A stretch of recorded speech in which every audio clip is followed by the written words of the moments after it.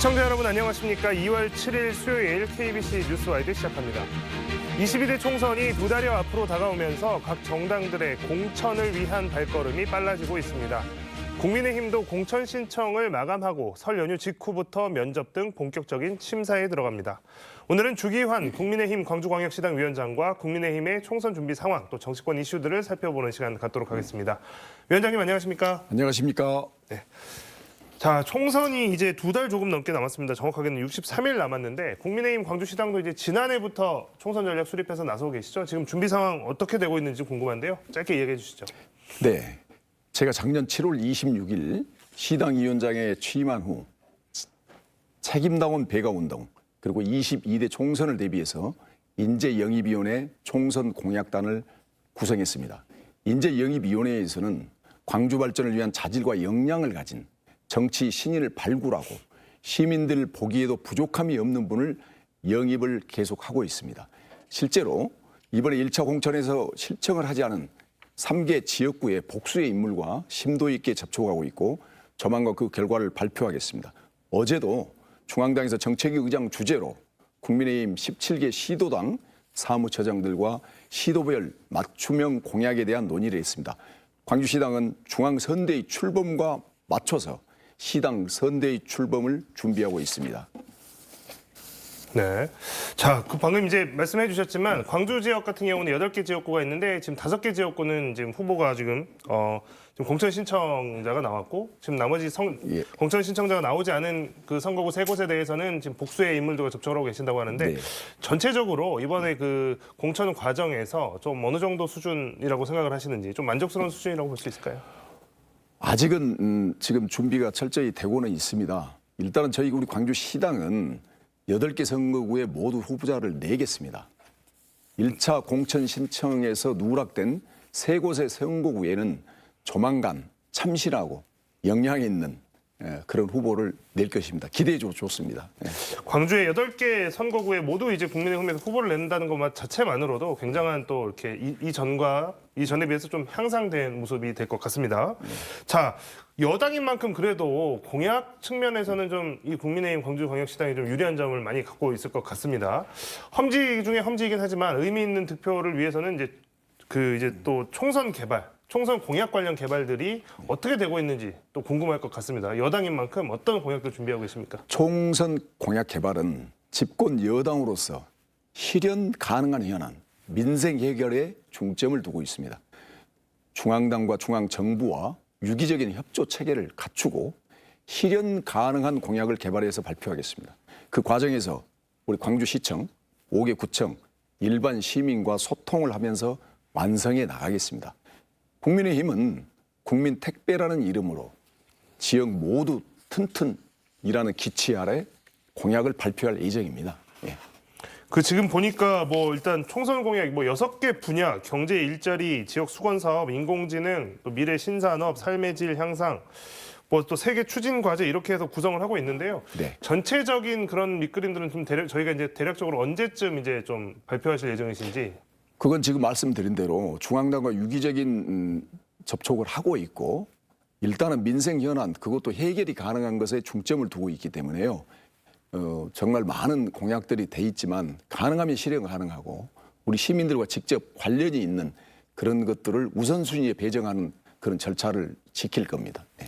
위원장님께서 지금 말씀해 주신 공약 내용들을 보니까 하나는 민생에 초점이 맞춰져 있는 것 같고 또 하나는 실현 가능성에 초점이 맞춰져 있는 것 같습니다. 그렇습니다. 어떤 정책들이 나올지 저희가 앞으로 또 지켜보도록 하겠고 기대도 좀 해보도록 하겠습니다.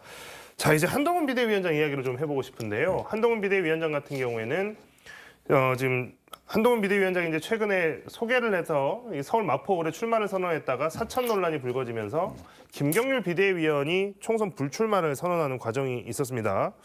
그래서 이 김경률 비대위원이 한동훈 위원장이 어렵게 모셔온 분으로 알고 있는데 이제 불출마 선언에서 조금 왜 갑자기 불출마 선언을 하지라고 좀 의아해하시는 분들도 있을 것 같습니다. 이 시점에서 이제 불출마 선언하는 게 좀 당을 위한 마음이었다고 볼 수 있을까요? 참 그분이 우리 김경률 그분이 광주와 연고가 있는 분입니다. 광주에서 고등학교도 다닌 분이고요. 민주화에 공헌한 분입니다. 소신이 강한 분이지 않습니까? 이런 분의 선택과 결정은 오롯이 있는 그대로 보시면 됩니다. 어떤 결정이든 저는 그분의 결정을 개인적으로 존중합니다. 예. 네. 자, 용산 이제 대통령실 또 참모들 그리고 이제 윤석열 정부의 장관 출신들 인사들이 이번에 이제 총선에 나오게 됐습니다. 도전장을 내밀었는데요. 그런데 이제 여당의 좀 우세한 지역에 주로 공천을 신청하는 거 아니냐 이런 분석들이 좀 나오고 있어서 여권의 또 기존의 현역 의원들도 좀 긴장을 하는 것 같고 국민의힘에서는 뭐 이 이른바 텃밭이라고 하는 이런 곳에 가는 것에 대해서 뭐 본인들의 선택이라고 하면서 이제 공정한 경쟁이 중요하다 이렇게 이야기를 하고 있습니다. 하지만 이런 가운데 당이 또 영남의 비윤 중진 의원들에게 선거구 이동을 요청하는 모습도 시작이 됐습니다. 공천 갈등이 이러다 생기는 거 아니냐 이런 우려도 나오고 있는데요. 어떻게 보십니까? 사실은 크게 걱정하실 문제는 아닙니다. 제가 자조적인 표현으로 말씀을 드리겠습니다. 이러한 현상들은 선거 때마다 나오는 현상이고 그런 상황들인데요. 민주주의 체제에서 당연한 과정이라고 봅니다. 다양한 분들이 다양한 의견을 주고받는 현장이 정치 영역이고 그 영역에서 자신의 의사를 피력하는 것도 정치의 한 부분이라고 봅니다. 한동훈 비상대책위원장 말씀대로 신청은 자유지만 공천은 당의 몫이라고 했고 대통령실에서는 특혜는 없다라고 강조를 했습니다. 특히 윤 대통령께서는 누구도 특혜받지 않는 공정하고 투명한 공천을 당에 여러 차례 당부한 바가 있습니다. 국민들께서 걱정해 주시는 만큼 우리 당의 공천관리위원회에서 공정한 시스템을 활용하여 문제없이 잘 해결할 것으로 믿고 있습니다. 한 분 한 분 소중한 분들이고 현명한 분들이니까 국민들이 무엇을 원하는지 무엇이 당과 정부에 도움이 되는지 잘 알고 있는 분들이니까 국민들이 납득할 수 있는 좋은 결과가 있을 것입니다. 예. 네. 자, 뭐 일단 뭐 공천 과정에서 생길 수 있는 잡음들은 이제 다양성을 추구하는 과정에서 좀 불가피한 측면이 있다. 그리고 중요한 것은 공천이 얼마나 공정하게 진행되느냐 이 부분이 지켜진다 그러면 큰 무리가 없을 것 같다라고 이제 말씀을 해주셨습니다. 오늘입니다. 오늘 이제 윤석열 대통령의 신년 대담이 KBS를 통해서 송출이 될 예정입니다. 그래서 오늘 어떤 말씀을 좀 하실까 많은 분들이 좀 궁금해하고 계시고 또 하나는 이제 김건희 여사 논란에 대한 입장도 밝히실 건가 이것도 좀 궁금해할 것 같습니다. 예. 공개는 아직 안 됐지만 오늘 어떤 내용들 주로 말씀하실 거라고 생각하세요? 당연히 대통령께서는 국정 현안에 여러 말씀을 하실 거고요. 우리 지켜보시면 자연스럽게 아시게 될 것인데 김 여사님 관련된 사안에 대하여 우리 모두 가장 중요하게 생각하고 바라봐야 되는 의미 있는 부분이 있습니다. 저는 개인적으로 대한민국에서 이번 일과 같은 공작 정치, 기획 정치 이런 것들은 더 이상 반복되지 않는 계기가 됐으면 좋겠다는 그런 말씀을 드리고 싶습니다. 네. 자, 이번에 선거제 이야기를 좀 해보겠습니다. 더불어민주당이 최근에 이제 이재명 대표가 광주에 와서 직접 발표를 했죠. 현행 제도인 준연동형 비례대표제를 유지하기로 했다. 제가 뭐 어제도 말씀을 드렸습니다만 이 선거제 합의라고 하는 것이 여야 간에 합의가 되지 않으면 기존에 있던 룰대로 그냥 진행되기 때문에 민주당이 이렇게 입장을 밝힌 상황에서 사실상 이제 준연동형 비례대표제가 다시 한번 이번 22대 총선에서도 유지가 되게 돼 있습니다. 자, 그러면서 이제 민주당도 준위성정당이라고 표현을 했지만 사실상 위성정당을 창당하겠다고 했고 그러면서 또 셈법이 복잡해지고 있습니다. 자, 이재명 대표가 광주에서 발표한 이 준연동형제 유지하겠다 이 입장 어떻게 보셨습니까? 네, 저는 먼저 내용에 대한 실망감을 말씀드리고 있습니다. 변화를 기대했는데 그대로 했다. 국민들에게 또다시 정치권에 대한 실망감을 안겨준 겁니다. 선거를 60여일 앞둔 시점까지 선거의 중요한 부분인 비례대표제를 확정하지도 못했습니다. 국민들에게 뭔가 변화할 것처럼 관심을 끌다가 결국에는 아무런 변화가 없는 21대 총선과 같은 내용으로 결정을 해버린 겁니다. 준연동형 비례대표제는 잘 아시다시피 거대 양당 체제에서 벗어나는 다당제 실현이라는 명분으로 만든 좋은 의미의 선거제인데 현실에서는 위성정당으로 인해서 이를 희석되고 본질을 잃어버린 모습으로 변질이 되었고 그 기능이 상실된 결국 다시 거대 양당제로 회귀하는 결과를 국민들에게 보여주는 것입니다. 이런 위성정당을 다시 경험하게 한 점은 부끄러운 일입니다. 위성 정당은 정치 용어로 구석 정당이라고 부릅니다. 양당제에서 또는 일당제에서 수권 정당 외에 다당제의 구색을 마치기 위한 명목상의 정당인 겁니다. 이른바 뿌리 없는 떴다방이나 다름없습니다. 이어서 저는 이런 말씀을 또 드리고 싶습니다. 형식 면에서도 아쉬움이 큽니다. 입장 발표 장소가 왜 하필 우리 5.18 국립묘지입니까? 국민들의 마음을 아프게 했던, 국민들을 기만했던 이러한 비례대표 선거 제도를 그대로 유지하는 입장 발표, 4번이나 머리 숙여 사과하는 총극을 보여줬습니다. 그런데 말입니다. 왜 5.18 민주묘지에서 했어야 하는가? 이곳은 대한민국의 민주주의를 지키기 위해 목숨을 바친 분들이 계신 곳인데 거대 야당 1인 4당화 대표답게 1차 입장 발표를 그것도 5.18 국립묘지에서 하셨을까? 국민의 한 사람으로 이해할 수가 없고요. 뭔가 어색한 장소로 보였고 이는 저만의 생각이 아니었을 겁니다. 많은 국민들이 저와 유사한 생각을 했을 것이고 안타깝습니다. 그리고 입장 발표까지 과정을 보더라도 그야말로 웃고픈 블랙 코미디의 한 편입니다. 어떤 선거제를 확정할 수 있는 결정권은 어차피 거대 양인 민주당이 가지고 있습니다. 민주당이 이재명 대표 1인 4당화로 불리는 확실한 증명을 한 이벤트입니다. 그동안 국민들에게는 심사숙고한 것처럼 지치게 하면서 결정을 미루고 있다가 급기야는 민주당 전 당원 투표에 붙이겠다. 그에 대한 국민 여론이 비판적이니까 이재명 대표 1인에게 결정 권한을 위임한다고 하고 실제로 우리 이 대표께서 5.18 민주묘역에서 이를 발표하고 바로 어제 의원총회에서 만장일치로 통과를 시켰습니다.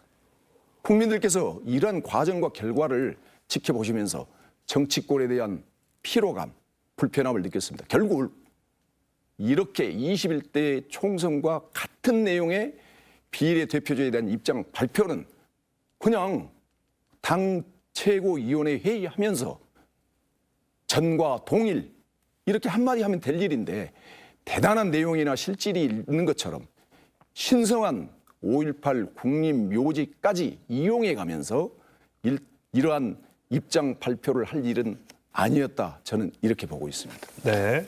자, 이제 비례대표 선거제는 어쨌든 이제 결정이 된 상황입니다. 그래서 이제 궁금한 것이 이제 사실 이제 국민의힘은 이제 위성정당인 국민의 미래를 창당을 이미 이제 상당 부분 진행하고 있는 상황입니다.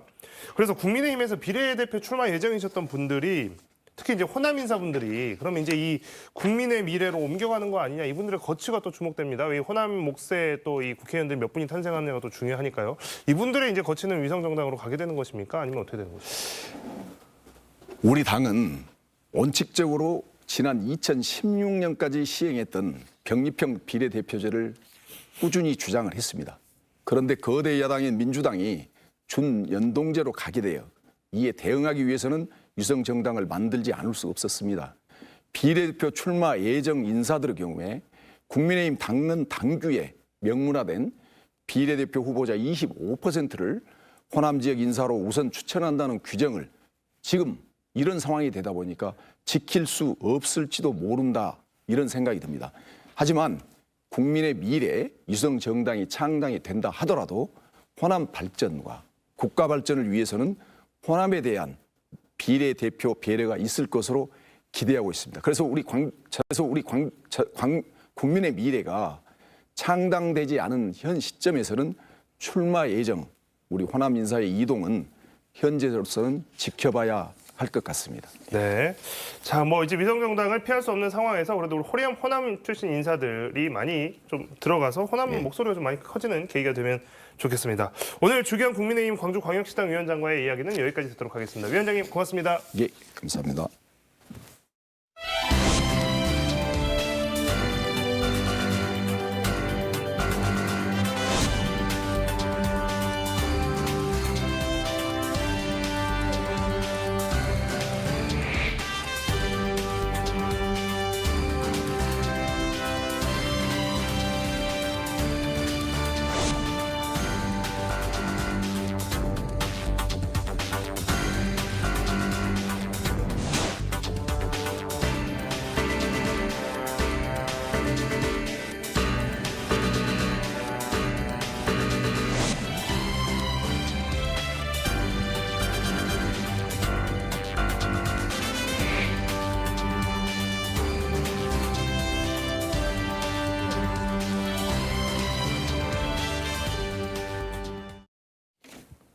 세계 최초로 모터사이클을 타고 시베리아를 단독으로 횡단한 김현국 탐험가가 지난해 5월 출정한 유라시아 대륙 횡단을 6개월 만에 성공적으로 마무리하고 돌아왔습니다. 6차례에 걸친 시베리아와 유라시아 대륙 횡단을 통해서 방대한 자료를 축적해 오고 있는 김현국 탐험가 오늘 모셨습니다. 안녕하십니까? 예, 반갑습니다. 네. 자, 지난 연말에 횡단을 마치고 돌아오셨습니다. 6번째 유라시아 대륙 횡단, 주제가 아시안 하이웨이 6호선이었습니다. 이번 여정은 특히나 이제 그동안 했던 바이크가 아니라 우리 지역에서 생산되는 이제 SUV죠. 캐스퍼를 타고 다녀오셨는데요. 6번째 완주, 이게 느낌이 어떨지 상상이 안 됩니다. 어떤 느낌이셨습니까? 그렇습니다. 이제 아시안 하이웨이 6호선이란 이름으로 6번째 유라시아 대륙 횡단을 마쳤는데요. 이번에는 겨울 환경에 시베리아를 횡단하는 도로를 자료화했어요.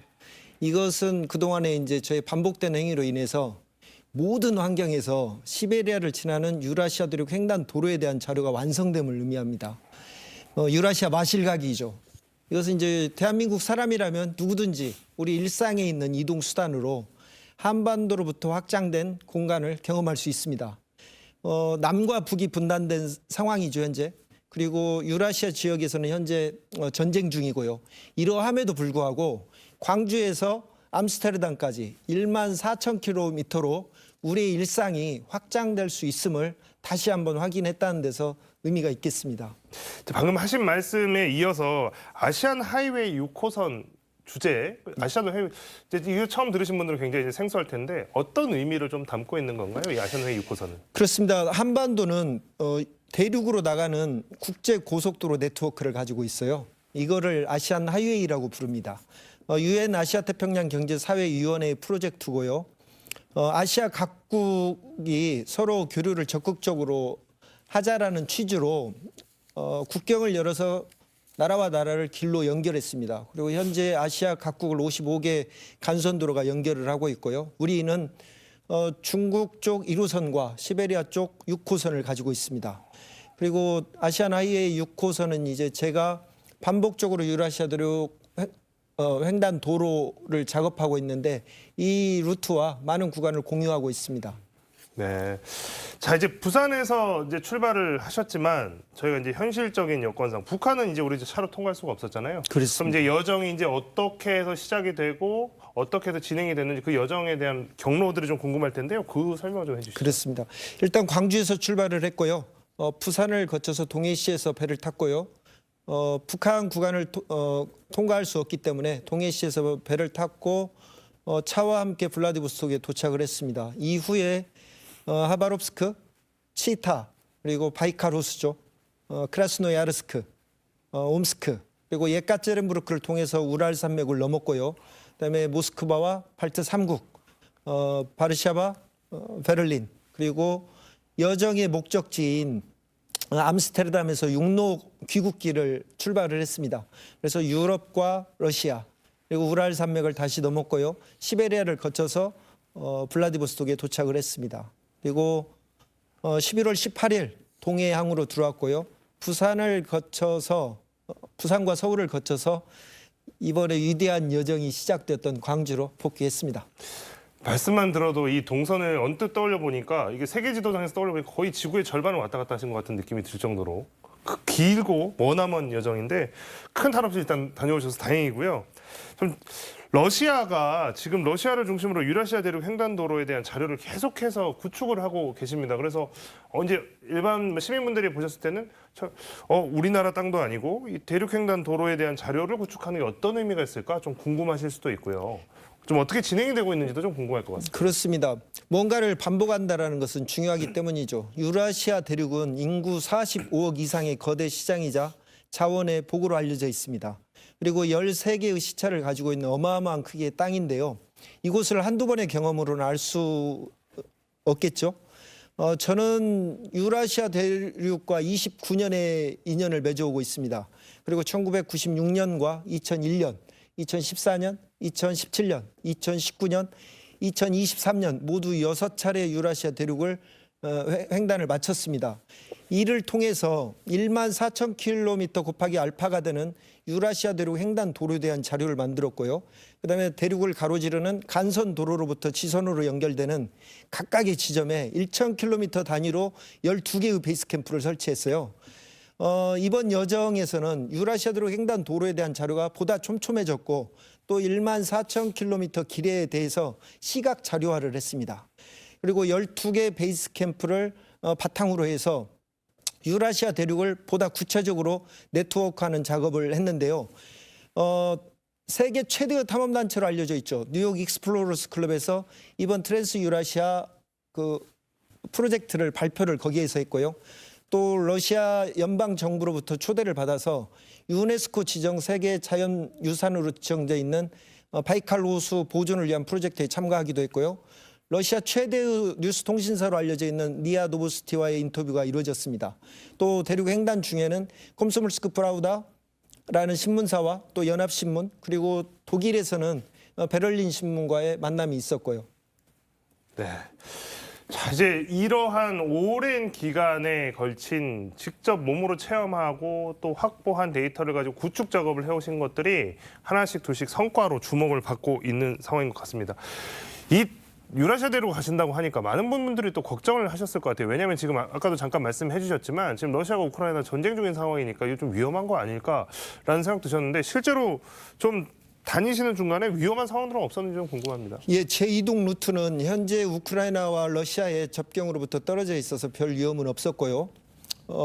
단지 그래도 현재가 전쟁 중이기 때문에요. 러시아 전역에서 전투병을 모집하는 유료 광고물들이나 포스터들이 곳곳에 눈에 들어왔고요. 또 모스크바의 러시아의 수도죠. 모스크바는 드론 공격을 방지하기 위해서 강한 전파 장애를 띄웠어요. 이로 인해서 내비게이션이 작동을 하질 않습니다. 그래서 모스크바의 시내 중심부 붉은 광장이죠. 여기까지 차로 몰고 가는데 상당히 어려움을 겪었습니다. 또 국경을 통과하는 데 많은 어려움이 있습니다. 블라디보스톡에서 차를 인수받는데 일주일이라는 시간이 걸렸고요. 또 러시아와 유럽 국경에서 통관 작업하는데도 기본적으로 3박 4일이라는 시간이 걸리고 있습니다. 좀 인상적인 것은 현재 러시아와 우크라이나가 전쟁 중이잖아요. 근데 러시아 본토는 공격을 받지를 않습니다. 이로 인해서 전쟁 중임에도 불구하고 일상이 평소처럼 유지된다는 게 너무 신기했고요. 또 러시아는 11개 시차가 있는 세계 최대의 면적을 갖고 있는 나라죠. 이 큰 나라에서 나오는 풍부한 자원으로 현재 전쟁 중으로 인해서 서방 세계와 관계가 두절돼 있거든요. 그러함에도 불구하고 내수 시장이 평소처럼 유지된다는 게 너무나 부러웠습니다. 이거를 통해서 우리가 우물 밖에 왜 나와야 되는지 그리고 왜 경계 밖에서 도전을 해야 되는지 절감하는 시간이었습니다. 또 하나 이제 탐험가님께서 그동안에 이제 모터사이클을 이용해서 탐험을 하셨잖아요. 그렇습니다. 그런데 이번에는 처음으로 이제 우리 지역에서 생산된 캐스퍼라고 하는 이제 소형 차를 타고 이동을 하셨는데요. 그렇습니다. 이전과 좀 달랐던 점도 많으셨을 것 같고 또 감회도 다르셨을 것 같습니다. 예, 998cc 캐스퍼 경승용 차를 타고 유라시아 대륙을 횡단하면서 문제가 없었냐는 질문을 많이 받고 있는데요. 저는 유라시아 대륙을 횡단하면서 반복적으로 모터사이클을 이동수단으로 사용해 왔습니다. 그런데 이번 여정에서는 자동차를 사용했죠. 서로의 공통점은 모두 배기량이 1000cc가 안 된다는 거고요. 서로 다른 점은 자동차는 4바퀴가 있어서 오토바이에 비해서 보다 안정적입니다. 그리고 998cc 경승용차라는 것은 누구나 접근할 수 있다라는 대중성을 상징하죠. 저는 유라시아 대륙 횡단 도로에 대한 자료를 만드는 일을 하고 있는데요. 이를 위해서는 대륙의 끝없는 길 위에서 달리고 멈추는 행위를 셀 수 없이 반복을 해야 됩니다. 그리고 이번에는 겨울 환경의 시베리아, 야생의 땅이죠. 겨울 환경의 시베리아를 횡단을 했습니다. 이를 통해서 캐스퍼 자동차가 가지고 있는 성능의 최대치를 경험할 수 있었습니다. 네, 그 이야기만 또 따로 해도 굉장히 재밌는 이야기들이 많이 나올 것 같습니다. 그렇습니다. 자, 1996년 모터바이크로 시베리아 첫 횡단을 한 이후에 대륙 횡단에 여러 차례 도전해 오셨습니다. 30년 가까운 시간 동안 많은 변화가 또 느껴지셨을 것 같아요. 지금 워낙 처음에 가셨을 때랑 지금 비교하면 거의 이제 한 20년이나 훨씬 넘어가는 시간이 걸렸으니까요. 그렇습니다. 어떤 변화들이 좀 눈에 띄시던가요? 예, 시베리아를 모터바이크로 횡단했던 1996년의 러시아 도로 상태는 그야말로 그 열악함 그 자체였죠. 자갈투성이의 산길이었고요. 또 질퍽거리는 습지가 대부분 아주 구간이 많았습니다. 그리고 도로라는 곳은 뭐 포트홀이라고 불리죠. 구멍투성이 천지였고요. 그런데 이 길이 2010년도에 블라디보스톡에서 모스크바를 거쳐서 거쳐가는 1만 킬로미터 러시아 횡단도로가 완성이 되었고요. 2014년에는 본격적으로 2014년부터 도로 포장 작업이 이루어졌어요. 그리고 현재는 광주에서 출발해서 시베리아를 거쳐서 암스테르담에 이르는 1만 4천 킬로미터 유라시아 대륙 횡단 도로의 전 구간이 포장이 되어 있습니다. 그리고 차량 여행자들을 위해서 휴게소, 주유소, 그다음에 숙박시설, 정비소와 뭐 샤워장까지 갖춰진 관련 시설물들이 끝없는 길 위에 들어서고 있습니다. 우리에게도 대륙의 길에서 만들어지는 변화들은 기회입니다. 탐험가님 말씀을 들어보니까 뭔가 어렵고 낯설고 막연해 보였던 그 시베리아 또 유라시아까지 가는 그 길이 뭔가 좀 한번 도전해보고 싶다 싶은 마음이 들 정도로 좀 생생하게 다가옵니다. 앞으로 탐험가로서 또 어떤 도전을 해나가실지 많은 분들이 궁금해하고 지켜보실 텐데요. 어떤 도전 더 해보고 싶으십니까? 그렇습니다. 저는 이제 유라시아 마실각이라고 정리를 해보고 싶습니다. 우리 아이들이 아빠 차를 타고 바이칼 호수에 가서 함께 낚시를 하고 오고, 우리의 청년이 시베리아를 횡단해서 발트해서 윈드서핑을 하고, 우리의 어른들이 자신의 차로 유라시아 대륙의 북극권에서 오로라를 보고 오는 일, 생각만 해도 시원하지 않습니까? 저는 1996년에 모토바이크를 이동수단으로 시베리아를 횡단했고요. 이것은 최초의 기록이 되어 있습니다. 그리고 유라시아 대륙의 길 위에서 보낸 29년이라는 시간은 이야기로서의 디테일을 의미하고요. 그리고 최초의 기록과 이야기로서의 디테일을 배경으로 지구촌 시민 누구든지 유라시아 대륙을 횡단할 수 있도록 온라인에서는 메타버스, 가상세계를 활용한 게임과 증강현실 아바타, 그리고 오프라인에서는 유라시아라는 단어를 특화시킨 여행자 복합 공간으로서 유라시아 콤플렉스를 계획하고 있습니다. 그리고 현재는 디지털 기반의 세계화 시대죠. 이 대륙의 길 위에서 만들어진 저의 재료들이 세계를 상대로 어떤 확장성을 가질 수 있는지 도전해 보려고 합니다. 네, 오늘 김영국 탐험가의 이야기는 여기까지 나누도록 하겠습니다. 탐험가님 감사합니다. 고맙습니다.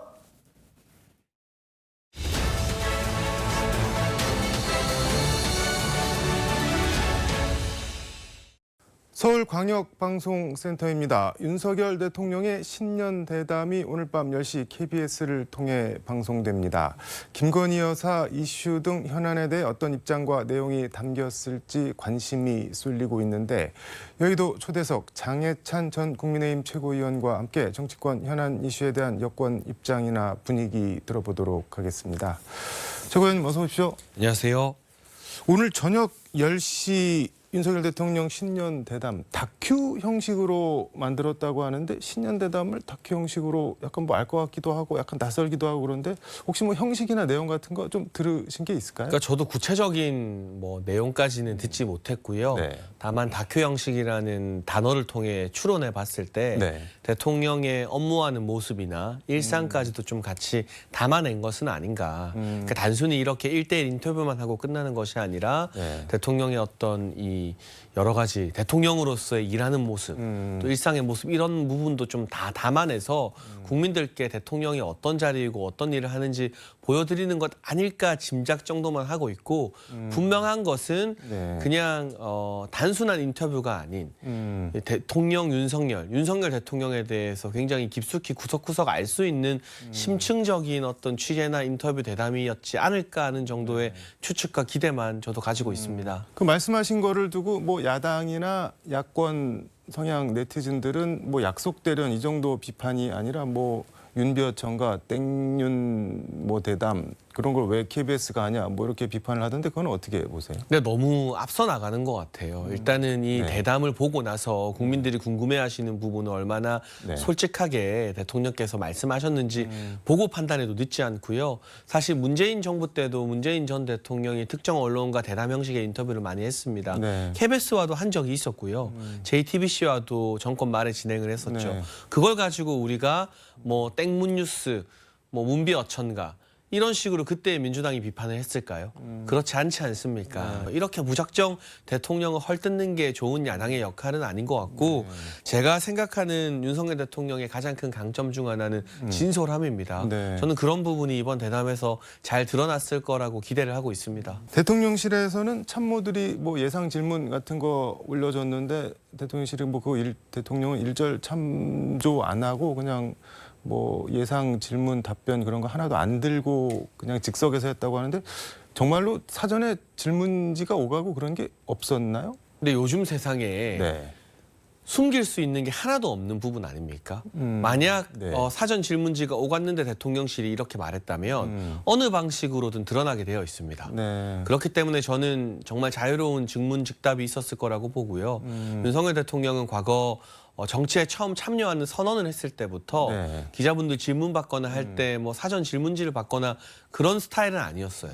증문즉답을 상당히 즐기는 편이기 때문에 자유로운 질문이 오갔을 것 같고 그럼에도 불구하고 이 대담이라는 형식을 취한 것은 네. 보다 깊숙한 질문들 그리고 국정에 대해서 다양한 분야에 대해 좀 국민들께 골고루 말씀하고 싶기 때문은 아니었을까 싶습니다. 이를테면 뭐 그냥 여러 언론을 앉혀놓고 인터뷰를 하게 됐을 때의 장점도 있지만 너무 한 분야 그리고 같은 질문이 동어 반복으로 계속 되풀이되는 경향도 있잖아요. 그러니까 외교, 뭐 국방, 안보. 네. 최근에는 우리가 또 천궁을 사우디에 4조 원 이상 이제 계약을 한 그런 성과도 있었고 네. 또 경제나 민생, 또 여러분들이 많이 궁금해하시는 정치 현안, 총선 국면, 네. 좀 다양하게 다방면으로 국민들이 궁금해하는 것을 골고루 물어보고 거기에 대한 대통령의 깊은 속내를 이끌어내는 데는 대담이 적합한 방식이다라는 판단도 있었을 것으로 보입니다. 왠지 인터뷰 내용을 좀 아시는 것 같은 느낌이 갑자기. 저도 알고 싶은데요. 저도 전혀 모릅니다. 근데 그렇게 뭐 즉석에서 바로 할 거고 뭐 증문즉답을 할 거면은 그럼 굳이 왜 녹화를 하냐? 뭐 생방송으로 하지 뭐가 이렇게 뭐 검열 같은 거 하려고 하는 거 아니냐? 뭐 그렇게 의심하는 분들도 있던데요. 근데 요즘 세상에 검열은 불가능하고요. 이게 다큐 형식이라고 한다면 네. 대통령의 일상이나 업무하는 모습까지도 편집으로 담아내서 국민들께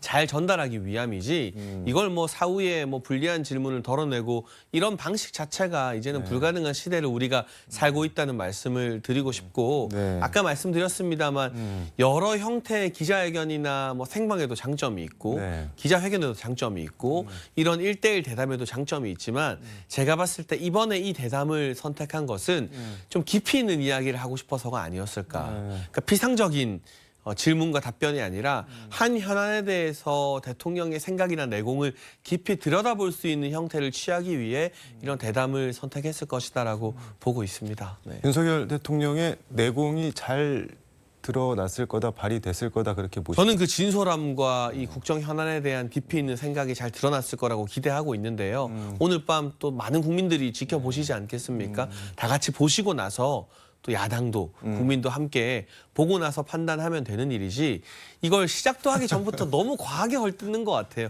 이런 정치 풍토는 조금 없어졌으면 좋겠습니다. 사람들이 제일 관심 있어하는 게 김건희 여사 이슈 관련해서 뭐 어떤 입장을 밝히셨을까 그게 제일 궁금해할 것 같은데 뭐 사과에 초점이 맞춰져 있을까 아니면은 뭐 피해자다 정치 공작에 뭐 그런 인식을 보이셨을까 뭐 이렇게 궁금해할 텐데 개인적으로 어떤 정도 스탠스를 보이는 게 국민 눈높이에 가장 적절하다고 보시나요? 만약 야당이 주장하는 것처럼 이게 사전 검열이고 약속 대련이면 상당히 불편할 수 있고 민감한 질문을 굳이 안 받아도 됐겠죠. 네. 하지만 질문이 나왔다는 것 자체 그리고 여기에 대해서 대통령의 어떤 진솔한 답변이 있다는 것 자체가 중요한 부분 아닐까. 어떤 식으로 국민들께 설명하는지는 저희가 지켜보면 될 일이고 이 질문에 대한 대통령의 답이 있다는 걸 전제로 하면 그 자체로 굉장히 의미 있는 부분이라고 보고 있습니다. 네.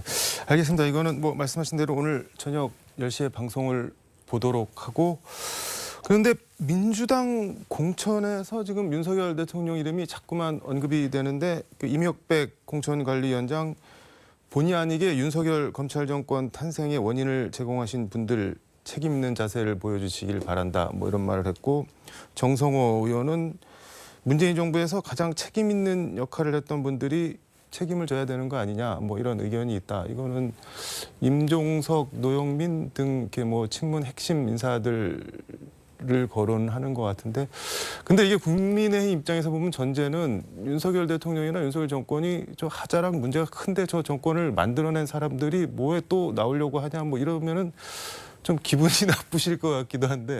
일단 두 가지 점을 지적하고 싶습니다. 네. 우선은 윤석열 정부의 지금의 행보에 대해서 국민들이 평가하시는 거 저희가 무겁게 받아들여야 되지만 네. 오죽 못했으면 5년 만에 정권 교체를 당했을까? 왜 국민들께서 네. 대통령 직선제, 민주화가 도입된 이후 최초로 네. 5년 만에 정권 교체를 하게 만들었는가? 여기에 대한 민주당의 통렬한 반성이 필요해요. 그 반성이 아직까지 정권 교체 이후에도 한 번도 수반되지 않은 것 같거든요. 그래서 윤석열 정부 비판 이전에 네. 윤석열 정부가 탄생할 수밖에 없었던 문재인 정부, 민주당 정부의 수많은 과오들, 부동산 폭등부터 네. 뭐 서해 공무원 피격 사건의 진실을 은폐하려고 한 북한에게 지나치게 굴종적으로 굴었던 모습 등등까지 이런 부분을 돌아보는 게 먼저라는 말씀을 드리고, 두 번째로는 네. 이게 결국 친문 학살의 징조 아니겠습니까? 이럴 거면 이재명 대표가 양산 가서 문재인 전 대통령은 최근에 왜 만나고 왔는지 모르겠어요. 앞에서는 문재인 전 대통령과 식사하면서 웃고 통합하자고 하고 네. 뒤에서는 사실상 이재명 대표의 의중대로 움직이는 공관위원장이 친문 실세를 책임져라. 이건 문재인 전 대통령에게 책임을 묻겠다는 말이잖아요. 그게 틀렸다 맞다가 아니라 결국 앞과 뒤가 다르다는 거죠. 이재명 대표에게 철저하게 충성하는 친명들로 네. 이재명의 민주당을 만들겠다는 노골적인 의도가 보이는 메시지이기 때문에 제가 봤을 때 공천을 두고 네. 국민의힘 내부보다는 민주당에서 친문과 친명의 갈등 등이 앞으로 훨씬 더 심화되지 않을까 싶습니다. 일단 임종석 전 비서실장은 윤석열 검사에 대한 기대감이 민주당 전반에 있었다. 모두가 속은 거다. 뭐 이렇게 뭐 내 잘못이 아니다, 우리 잘못이 아니다. 뭐 그렇게 얘기를 하던데 그건 어떻게 보세요? 그러면? 그러니까 속은 건 네. 윤석열 대통령에게 민주당이 속은 것이 아니라 문재인 전 대통령과 조국 전 장관에게 국민들이 속은 거죠. 그 무슨 말씀인가요? 그러니까 예를 들면 문재인 전 대통령이 뭐 공정한 이미지를 내세웠지만 네. 그리고 살아있는 권력까지 수사하라고 하면서 윤석열 대통령을 검찰총장으로 임명하지 않았습니까? 네. 그래서 시키는 대로 살아있는 권력 수사했더니 그렇게 괴롭힐 줄 누가 알았습니까? 국민이 속은 거죠. 조국 전 장관 뭐 강남 좌파다 뭐다 했지만 네. 처음 등장했을 때는 신선하고 참신한 이미지가 있었습니다. 네. 세상을 향해서 항상 바른 말 쓴소리 많이 했죠. 네. 트위터나 이런 걸 보면 쭉. 그런데 알고 보니 이 자녀의 입시 비리부터 해서 온갖 정말 일국의 장관이라고는 믿기 싫을 정도의 정말 치졸하고 잡다한 혐의들이 다 밝혀지고 법원에서 유죄로 다 인정되지 않았습니까? 누가 속았습니까? 국민이 속은 것이고 속인 대상은 문재인 전 대통령과 조국 전 장관인 거죠. 윤석열 대통령, 검사 윤석열이 민주당을 속인 게 아닙니다. 살아있는 권력도 수사하라고 했던 문재인 전 대통령의 말이 거짓말이었던 것이고 본인은 청렴한 척, 도덕적인 척, 국민과 정치인들을 향해서 온갖 좋은 말은 다 했던 조국 전 장관의 말이 거짓말이었던 거죠. 그러니까 뭐 윤석열 당시 검찰총장이 민주당 정권을 속인 게 아니라 민주당 정권이 국민을 속인 속여왔던 걸 드러내니까는 그거를 거꾸로 윤 총장이 속였다 이렇게 뒤집어 씌우고 있다는 그런 말씀이에요. 네, 지금 역시 우리 앵커님께서 한 문장으로 완벽하게 축약을 해주셨는데 맞습니다. 민주당이 문재인 정부가 국민을 속인 것이다. 임종석 전 실장의 네. 이 말은 전형적인 적반하장이다라고 표현하고 싶습니다. 근데 뭐 임종석 실장 이런 불출마 압박 이걸 갖다가 이제 뭐 어쨌든 임종석 전 실장이 잠재적 대권 주자로 거론이 되는데 총선에서 뭐 이겨서 민주당 들어오면은 친문 새로운 확실한 구심점이 돼갖고 이른바 플랜 B가 되는 거 아니냐 뭐 이래서 약간 저 친명 쪽에서 아예 우리가 조금 욕을 먹더라도 그냥 공천 주지 말자 뭐 이렇게 생각 의심하는 사람들도 있는데 그건 어떻게 보세요? 저는 뭐 제가 요즘 지역구 출마를 했으니까 동네 구석구석 다니고 있잖아요. 네. 여의도에 제가 있을 때 국회에서 활동하고 방송만 할 때와 이 지역의 민심을 지금 같이 돌아볼 때 좀 정치를 보는 시각이 많이 달라졌는데요. 임종석 전 비서실장이 대권 주자라는 건 어디를 가도 씨알도 안 먹힐 소리입니다. 아 그런가요? 여의도에서는 하는 말이에요.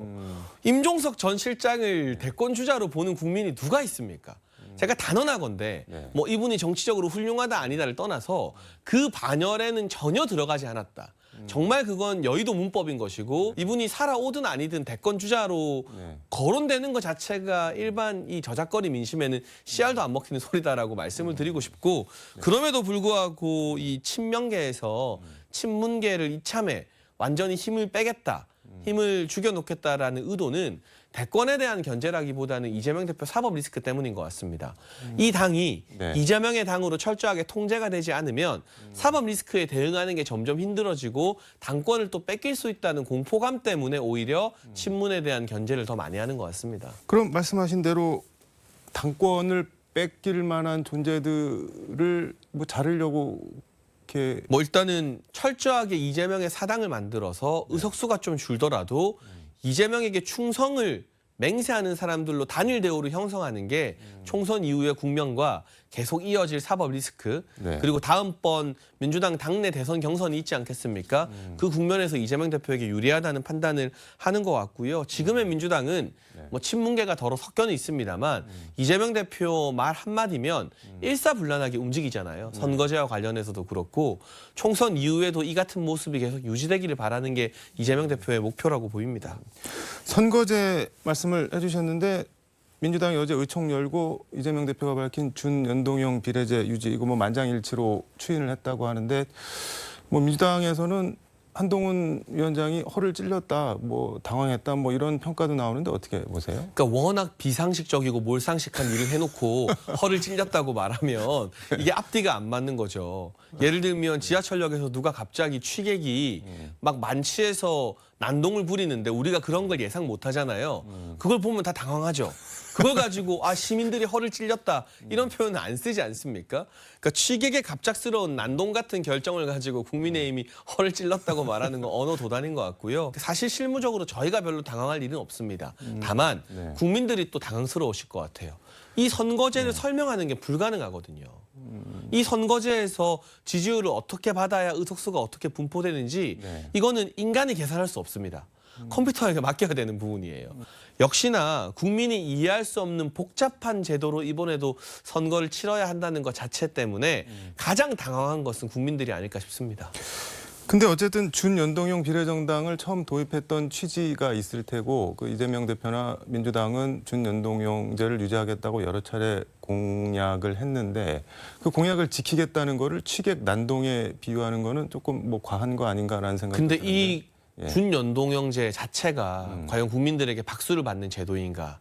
이 제도를 통해서 비례대표로 국회에 입성한 인물들의 면면을 보면 뭐 의원직 상실된 최강욱 의원부터 뭐 가짜뉴스 제조기 김의겸 의원, 위안부 할머니들 사건으로 유죄를 지금 현재까지는 판정받은 윤미향 의원 등등 너무나 함량 미달의 인물들이 연동형 비례제를 통해서 국회에 입성했기 때문에 비례대표제나 연동형제를 바라보는 국민의 민심이 싸늘하다는 건 익히 입증된 사실인 것 같고요.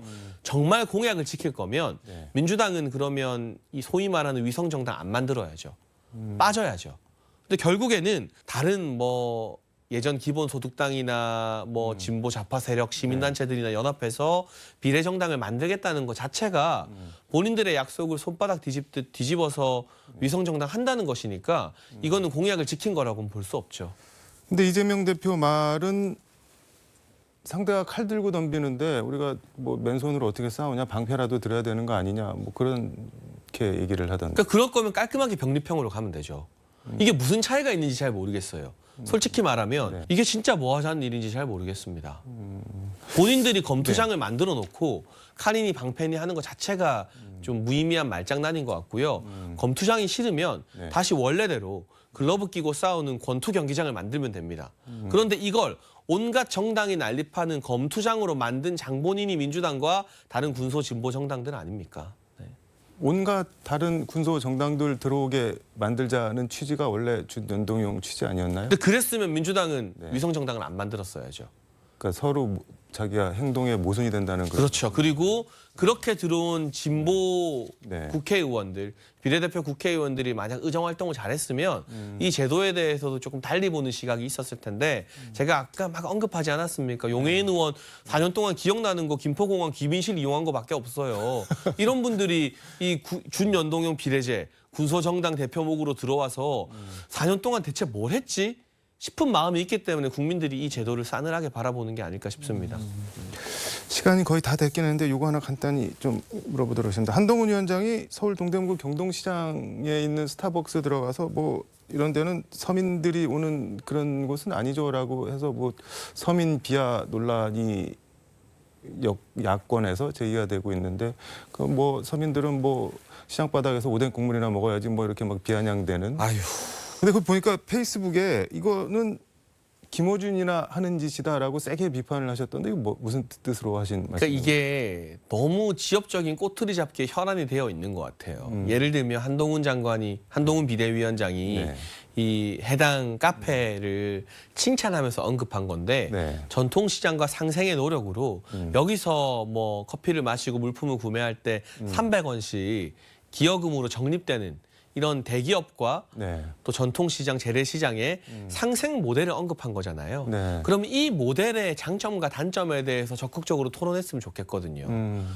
그럼에도 불구하고 이게 과연 정치 뉴스를 막 뒤덮을 일인가요? 우리나라의 기라성 같은 언론들이 네. 중요하게 이걸 포털 메인에 띄울 일인가요? 그게 아니라는 말씀을 드리는 것이고 이런 해프닝은 네. 그냥 가십으로 유튜브 매체 같은 데서 소비되고 지나갈 일이지 좀 그런 격 있는 모습을 언론에게 기대하는 게 저만은 아닐 겁니다. 많은 국민들이 비슷한 생각을 하실 거라고 생각합니다. 뭐 달을 가리키는데 손가락 보고 뭐 9번네 어쨌네 막 그렇게 막 욕을 한다는 말씀인 거네요. 손가락도 아니고 손톱 끄트머리를 보고 난리를 치는 것 같습니다. 한동훈 비대위원장이 오늘 관훈클럽 초청 토론회에서 민주당 이재명 대표가 뭐 검사 독재 청산 뭐 이런 거 주장한 거에 대해서 검사 독재가 있다면 지금 이재명 대표 감옥에 가 있을 것이다. 검사 사칭한 분이 저런 얘기하는 게 뭐 코미디긴 한 것 같다. 이렇게 엄청 세게 쏘아붙였는데 정치적 감각이 있는 거죠. 그리고 말 그대로 검사 독재라면 검사들이 기소하거나 구속영장 청구한 게 그대로 인용이 된다면 네. 이재명 대표 지금 당연히 구속되어 있겠죠. 그럼에도 불구하고 검사 독재 운운하는 게 어불성설이라는 점을 지적한 것이고 정치인에게 있어서 지나온 살아온 삶은 뗄래야 뗄 수 없는 것입니다. 이재명 대표 네. 지금 여러 혐의가 있습니다만 과거에도 4개의 전과가 있습니다. 그중에 검사 사칭 전과가 있는데요. 네. 그런 부분이나 음주운전 전과 같은 경우는 평생 정치하는 동안 꼬리표가 될 수밖에 없기 때문에 그 부분을 또 지적한 거라고 봐야겠죠. 네. 알겠습니다. 오늘 말씀은 여기까지 듣도록 하겠습니다. 고맙습니다. 지금까지 서울광역방송센터에서 장해찬 전 국민의힘 최고위원과 함께 전해드렸습니다.